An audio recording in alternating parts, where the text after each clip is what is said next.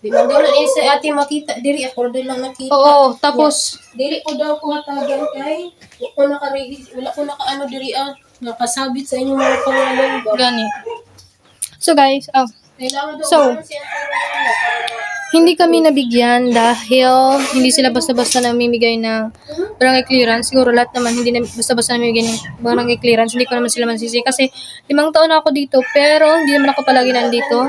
Ang ginagawa ko ay siguro mga 1 taon yung pinakamatagal kong stay dito. Tapos babalik ulit ng Manila or paminsan-minsan sa 1 taon, 2 beses uuwi or 1 beses ganun. So, hindi daw nila ako nakikita sa barangay palagi. Dahil pag nandito ako, lagi lang naman ako sa bahay. So, wala akong record doon sa kanila kaya hindi sila magbibigay. Dapat kailangan may dadalhin kami na proof na talagang dito kami nakatira. So, hindi namin alam kung paano kukuha ng postal ID. Hindi namin alam kung kailangan kung okay ba ang electric bill. Ang hirap kumuha ng ID! Hanap kami ng papaserox. Kasi balak namin ipaserox yung birth certificate tsaka yung mga ID namin. At binigyan na rin nila kami ng barangay clearance nung sinama na namin yung stepfather namin. Well,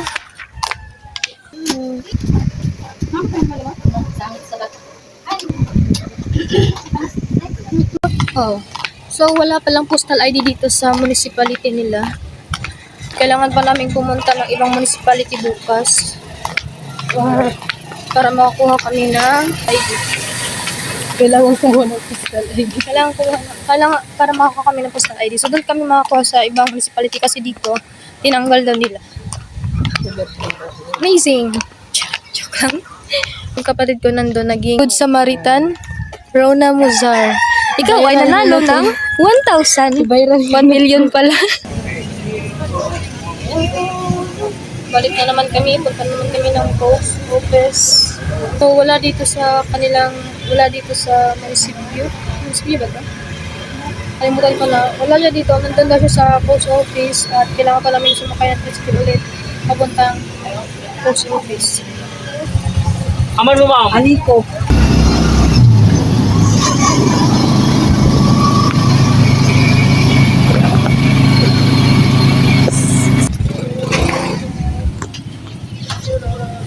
Finally, nakita na namin siya, guys. Good afternoon, sir. Diri magkuha og postal ID, sir. Opo.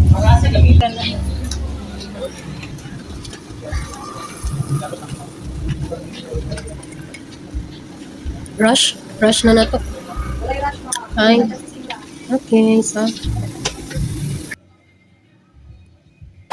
Pumunta kami kanina ng 10 a.m. Then nakauwi kami mga magpo 4 p.m. na. At wala naman kaming nakuhang postal ID. Ang nakuha lang namin ay yung fill-upan lang. Fill up ba tawag daw ng fill in?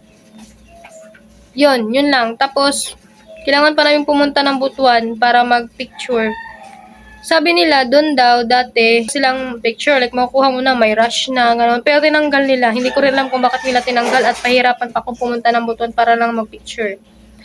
At hindi pa talaga bukas. Kailangan pa namin mag-antay ng 1 week para makapagpa-picture doon sa Butuan. Tapos, mag-aantay kami ulit ng 1 month para makuha ang postal ID.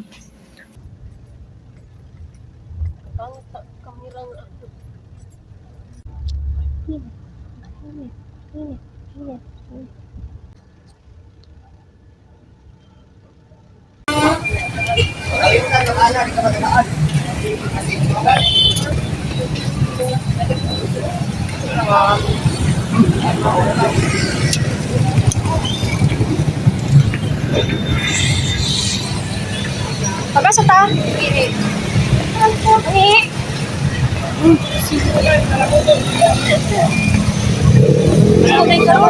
Bye-bye. Privacy over here. Shit.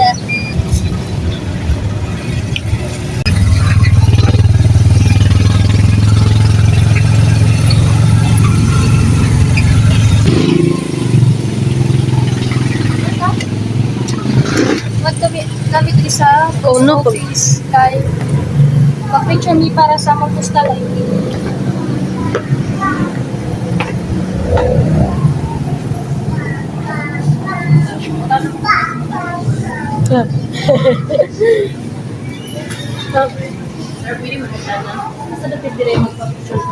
Ayan, ano.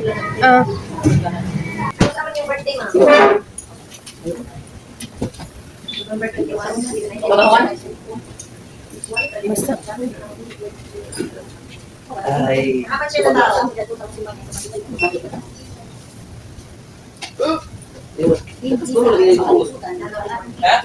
Kasi lagi tayo mo basket. Balik korta sa 1,000 ka rin sa bato. Ano ako rin ko sa ako kung bibili na. Para para naman mo. Lagi dyan ako ibalit sa kasturo sa isip.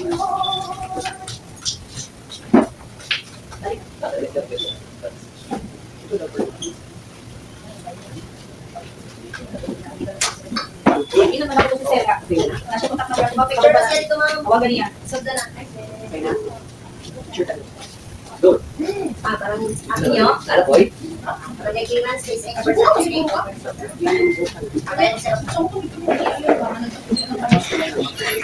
Hindi ko na picture.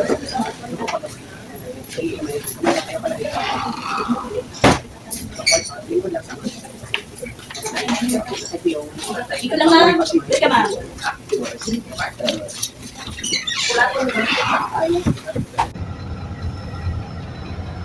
Pimples.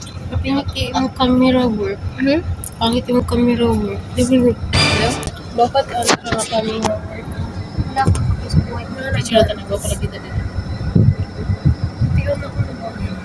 Medyo mo din eh. Medyo ka. Anong camera work? Ano dong dia be? Awin. Tutorial 101. Ano si mama?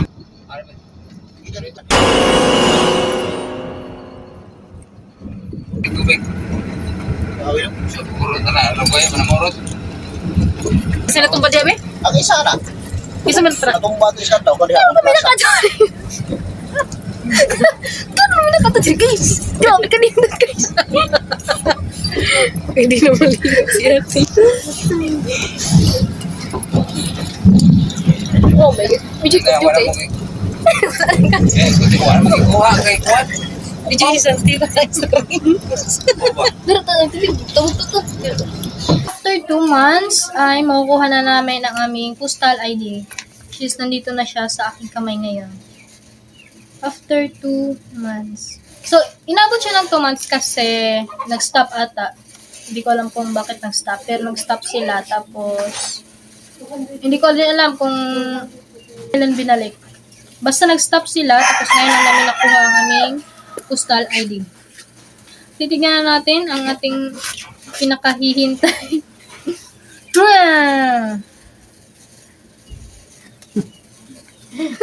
Apil mong kote. Kita man ati upload day kate. Andito na ang ating postal ID.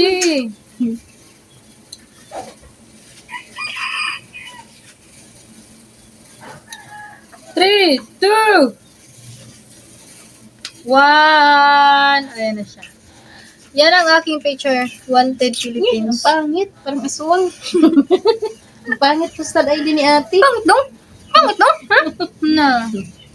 So, yan ang ating postal ID. Nakaganon. Nakasmer. Ano? Sino ka dyan? So, yan. Nakuha natin ng postal ID. Postal ID after 2 months.